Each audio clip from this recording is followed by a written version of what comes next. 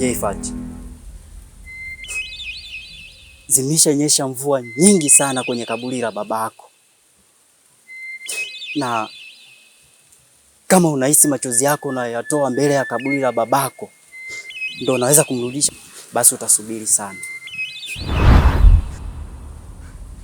Ninawezaje kupumzisha kutoa machozi mbele ya kaburi la baba yangu? Kai, uchungu wa baba unauma.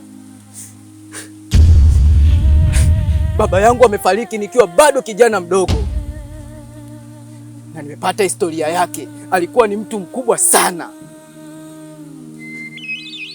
Nawezaje kupumzika? Nawezaje kunyamaza? Kai, ingalikuwa baba yangu alikuwa na vitu vikubwa ambavyo hata mimi asilimia chache sina.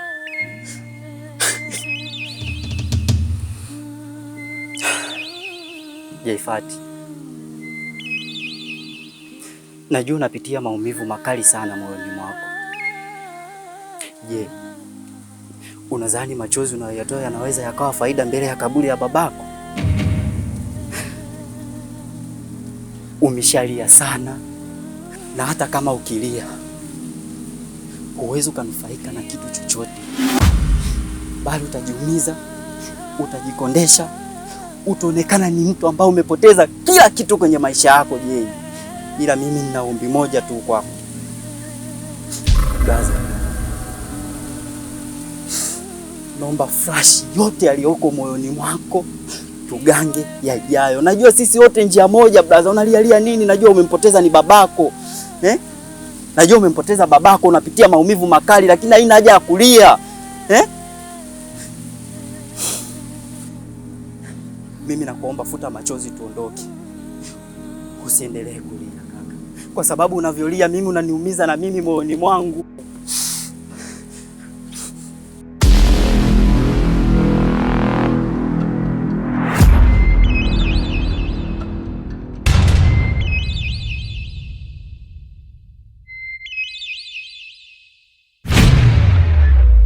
Wewe mbona umekuja katika hali hiyo, halafu isitoshe unalia? Ni nini kilichokukwaza huko? Nimekuja hapa, nataka nikuache kwa amani, maana yani tunakuelekea naona utaniua. Nitakuua? Kwa hiyo nilikuwa nakuomba tuachane. Wewe, lakini mbona umechukua maamuzi ya ghafla na ya haraka? Mngali kwamba ungekaa chini tukafikiria hili jambo tukalitatua tukalimaliza. Na mbona unaniacha mwenzio kwenye majanga kama haya? Mimi nitafanya nini sasa? Na nitafanyaje? Kai, unajua mimi na wewe tuna miaka miwili kwenye mahusiano, na kuna kitu kikubwa sana ambacho sijawahi kukwambia, na sio kwamba nimesimuliwa, nimekiona kwa macho yangu mwenyewe mawili. Sio, unanielewa? Sasa basi, naona bado hujaamini kwamba nimekwambia tuachane, lakini nataka tuachane, na kama hujaamini utajionea mwenyewe.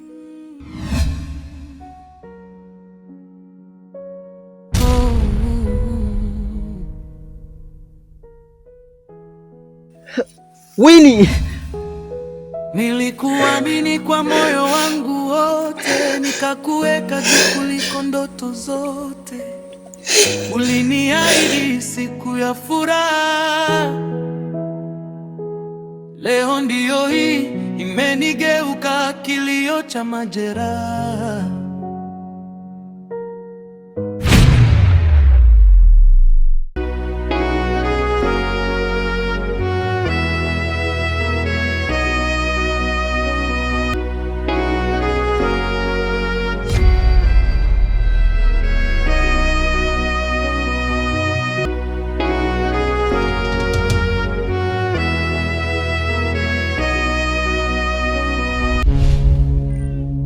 Namshukuru Mungu umenikuta kwenye wakati mzuri.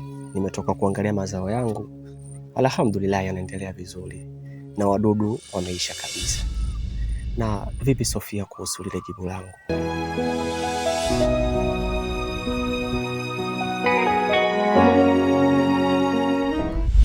Pasco, natambua unanipenda. Na pia hata mimi nakupenda vile vile. lakini kuna kitu kimoja tu ambacho kinanisumbua. Kuna maradhi ya muda mrefu sana kwenye mwili wangu yananisumbua, ambayo yananipelekea hata siwezi kukaa na mwanamume aina yoyote yule. Kwa hiyo Pasco, utanisamehe sana.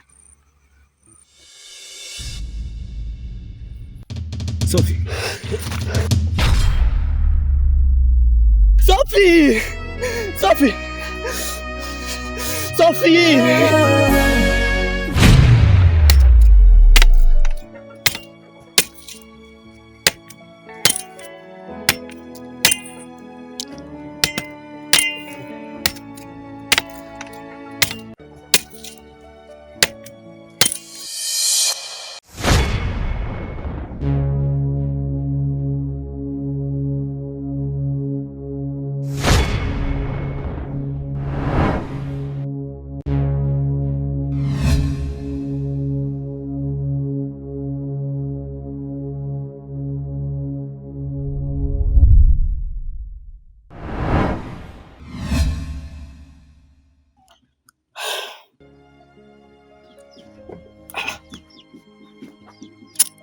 Mke wangu, mbona unaema sana? Inamaanisha umechoka? Hapana mume wangu, wala hata sijachoka, ila nilipokuwa natoka shamba nimepita njia panda ile ya pale kwa mzee Joseph. Nimetanguliza mguu wa kulia, yaani ile nakanyaga tu, yaani moyo wangu umeshtuka, mwili wote umesisimka.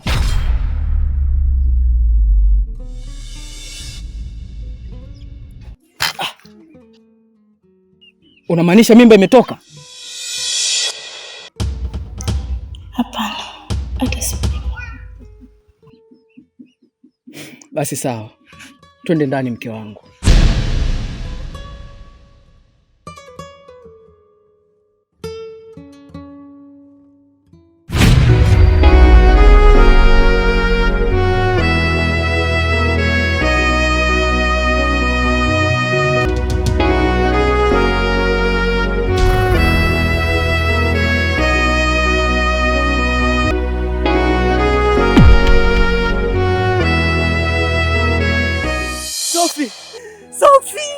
Sophie kafanyaje ndugu yangu? Sophie kaanguka. Kaanguka? Kwani kupo naumwa? Au kuna shida gani tena? Maswali sema tukamsaidie kwanza.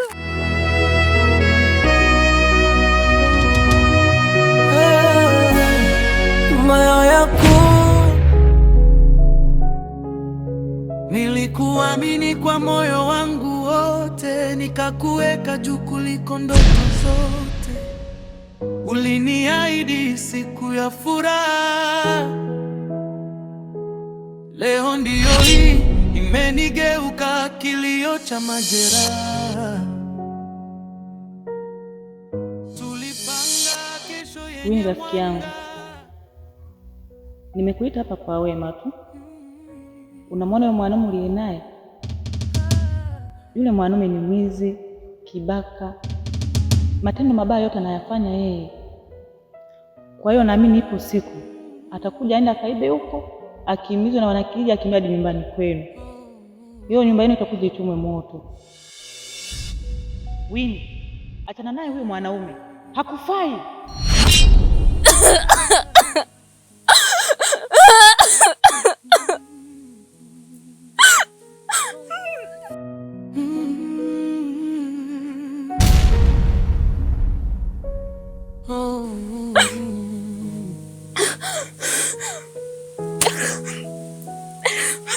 Nilikuamini kwa moyo wangu wote, nikakuweka juu kuliko ndoto zote.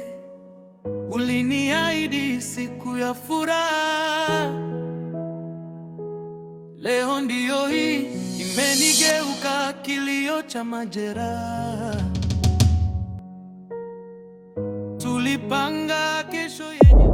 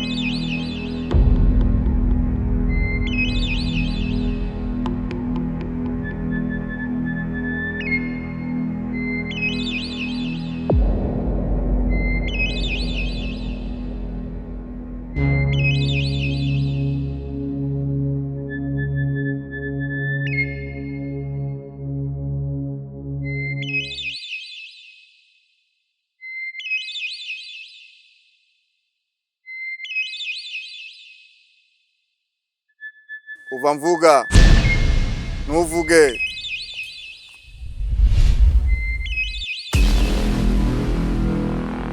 Una matatizo makubwa kweli, tena matatizo ulionao wewe Mungu pekee ndo anajua.